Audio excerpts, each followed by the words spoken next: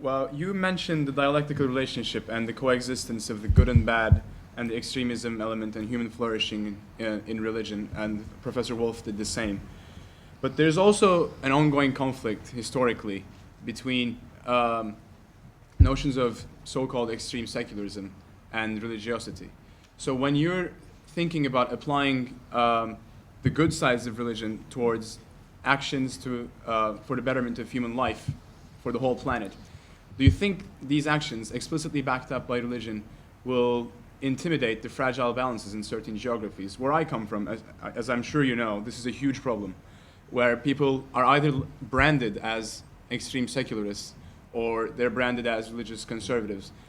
But I mean, there are people, as we see one before ourselves today, you, who have internalized both and can act on either notion depending on what the situation requires. So how can we overcome this and not intimidate huge numbers of people? Well, again, that's a really good point. I mean, I think that the first thing that we should do is that we don't disrespect people of no faith.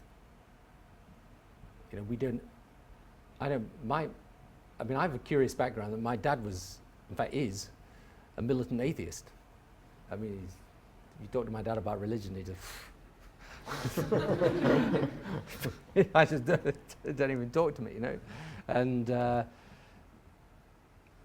I think there is an aggressive secularism, but there is a perfectly rational humanist perspective, and I think it's important that we engage with that and also understand that. But I think it's important too that, you know, we explore the secular and religious vis the state, because that is a specific question which obviously is highly topical and controversial in Turkey, but also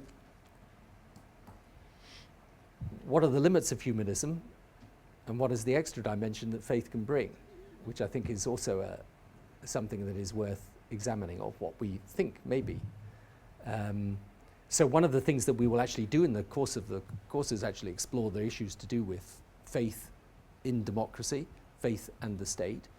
And I think it's, you know, for myself right at the outset, I should say to you that though I am a person of faith, I don't find it difficult to have a dialogue with people who aren't.